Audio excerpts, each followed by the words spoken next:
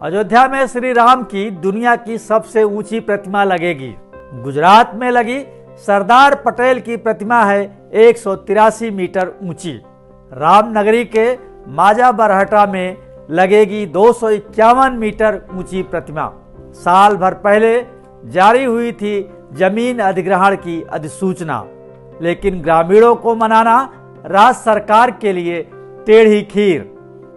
अयोध्या में भव्य राम मंदिर का निर्माण जारी है। नींव की मजबूती को लेकर उठे सवालों का जवाब मिल गया है। फिर से नींव की खुदाई शुरू हो गई है। राम मंदिर निर्माण के लिए समर्पण निधि एकत्र करने का काम भी तेजी से चल रहा है। विहिप, संघ और ट्रस्ट अभियान में जुटे हैं। इस बीच राम जन्मभूमि स्थल से 10 किलोमीटर दूर अयोध्या का माझा बराटा गांव भी सुर्खियों में है।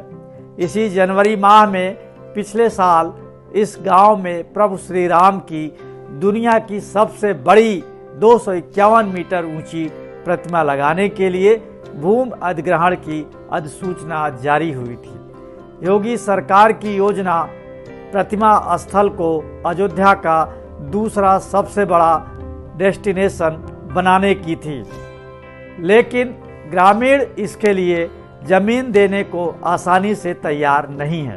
तो क्या मर्यादा पुरुषोत्तम श्री राम की प्रतिमा लगाने में कोई अड़चन आएगी? सरकार इसका क्या समाधान तलाशेगी? ये सब जानने के लिए देखते रहें राम मंदिर का निर्माण।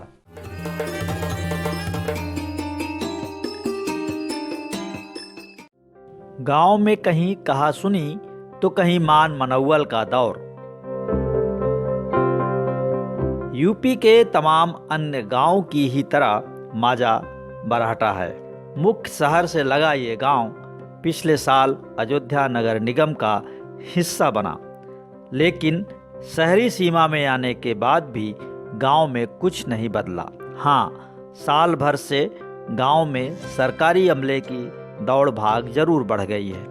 कभी जमीन की पैमाइश तो कभी ग्रामीणों से कागजों की मांग। इन सब के बीच कहीं कहाँ सुनी तो कहीं मान मनौवल। इन दिनों यही है गांव का माहौल। दरअसल माझा बरहटा के निवासी भगवान राम के लिए ली जाने वाली जमीन को लेकर गुस्से में हैं। उनका कहना है, जब भव्य राम मंदिर बन ही रहा है तो एक और राम प्रतिमा की जरूरत क्यों? आखिर हम अपनी जमीन क्यों छोड़ें? प्रतिमा लगाने के लिए सरकार किसी और जगह की तलाश क्यों नहीं करती? जितना हमारे भाई लोग हैं, जितने हमारे माताएं बहनें हैं, हम लोग सहमति नहीं देंगे। वो भी तो ये भी तो नहीं बता रहे हैं कि हम कहीं पे तुमको जगह देंगे, कहीं पे तुमको मकान देंगे, कहीं पे तुमको बसाएंगे। कुछ बता भी नहीं रहे हैं ना। तो हमारे सब न जमीन दीन जाए न घर दीन जाए, कहाँ जावा जाए? नन बच्चन नहीं, न घर दीन जाए न जमीन दीन जाए, कहाँ जाए? यहाँ प्रधान जो बनाते अपन बनाए, हमें थप्पन बनाए है कि वो प्रधान। 4 साल पहले सीएम योगी आदित्यनाथ ने की थी घोषणा। नवंबर 2019 में विवादित बाबरी मस्जिद राम जन्मभूमि स्थल पर राम मंदिर बनाने का उच्चतम न्यायालय से फैसला आया था, लेकिन इसके पहले क्या फैसला आएगा ये किसी को नहीं पता था। इसीलिए अयोध्या की नई पहचान के लिए दुनिया की सबसे ऊंची श्री राम की प्रतिमा लगाने की बात शुरू हुई और अयोध्या के पहले दीपोत्सव के अवसर पर मुख्यमंत्री योगी आदित्यनाथ ने अयोध्या में दुनिया की सबसे ऊंची श्री राम की भव्य प्रतिमा लगाने की घोषणा कर दी थी। मुख्यमंत्री योगी आदित्यनाथ के ड्रीम प्रोजेक्ट को पूरा करने के लिए राज्य सरकार ने पर्यटन विभाग के साथ मिलकर ऐसी प्रोजेक्ट तैयार की जिसमें अयोध्या के पर्यटन का विकास के साथ साथ राम का वैभव और उनकी आभा भी प्रतिबिंबित हो। इसीलिए गुजरात की स्टैचू ऑफ यूनिटी से भी विशालकाय प्रतिमा लगाने के लिए मीरपुर माझा गांव का चयन हुआ, लेकिन यहाँ एक साथ 100 हेक्टेयर जमीन नहीं मिल पाई। रेल पुल और हाईवे की वजह से भी विभागीय एनओसी में भी तकनीकी रुकावटें थीं। इसीलिए जमीन के अधिग्रहण का नोटिफिकेशन जारी होने के बाद इसे रद्द कर दिया गया। इसी तरह जमथरा में पर्यावरण और कनेक्टिविटी की समस्या सामने आई। अंततः प्रतिमा स्थापना के लिए माजा बरहटा गांव को चुना गया। जनवरी 2020 में जारी हुई भूमि अधिग्रहण की अधिसूचना। माजा बरहटा में प्रतिमा स्थापना के लिए 24 जनवरी 2020 को भूमि अधिग्रहण की अधिसूचना जारी हुई थी। माजा बरहटा का एक हिस्सा राष्ट्रीय राजमार्ग और सिंचाई विभाग के बीच स्थित है। प्रतिमा यहाँ के गयापुर 2 आबा में लगेगी। अयोध्या के जिला मजिस्ट्रेट अनुज कुमार झा के कार्यालय से जारी अधिसूचना में कहा गया कि माजा बरहटा की 86 हेक्टेयर भूमि अधिगृहीत होगी। पूरी प्रोजेक्ट के लिए 260 किसानों की जमीन आपसी सहमत से खरीदी जाएगी। पंचायत के 4 गांवों या मजरों न्यूर का पूर्वा दलित बस्ती, धर्मों का पूर्वा और छोटा मुझनिया के ग्रामीणों को विस्थापित होना पड़ेगा। इस बीच जमीन की खरीदी के लिए 100 करोड़ रुपए का फंड शासन ने जनवरी 2020 में ही जारी कर दिया था। ग्रामीणों को नहीं भा रही श्री राम परियोजना।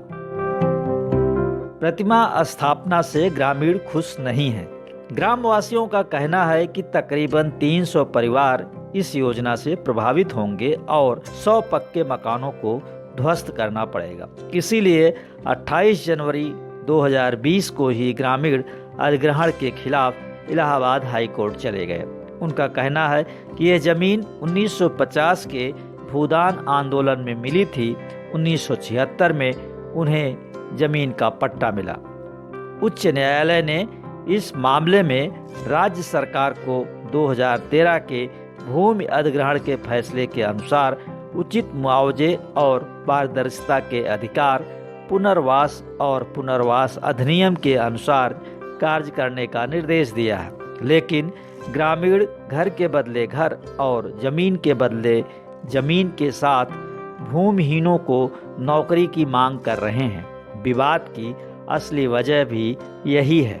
जिला प्रशासन का कहना है कि श्री राम की विशाल प्रतिमा के प्रोजेक्ट के इस स्थल को टूरिस्ट सेंटर के तौर पर विकसित किया जाएगा, जिसमें भगवान श्री राम पर आधारित डिजिटल संग्रहालय, राम कथा गैलरी, विवेचन केंद्र, पार्क, लाइब्रेरी, फूड प्लाजा और लैंडस्केपिंग आदि का निर्माण होगा।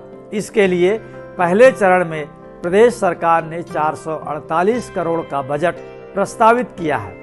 इससे स्थानीय ग्रामीणों को बड़ी संख्या में रोजगार मिलेगा। स्टैचू ऑफ यूनिटी की ही तरह मर्यादा पुरुषोत्तम की प्रतिमा भी आकर्षण का केंद्र होगी और ग्रामीणों की आशंकाएं निर्मूल साबित होंगी। राम मंदिर के साथ साथ पूरे विश्व में राम प्रतिमा की आभा भी देदीप्यमान होगी। ये सब इसलिए क्योंकि तेजी से बदल रही है अयोध्या और यहाँ हो रहा है राम मंदिर का निर्माण। आपको ये शो पसंद आया तो लाइक करें, शेयर करें और हाँ, कमेंट बॉक्स में अपनी राय जरूर लिखें।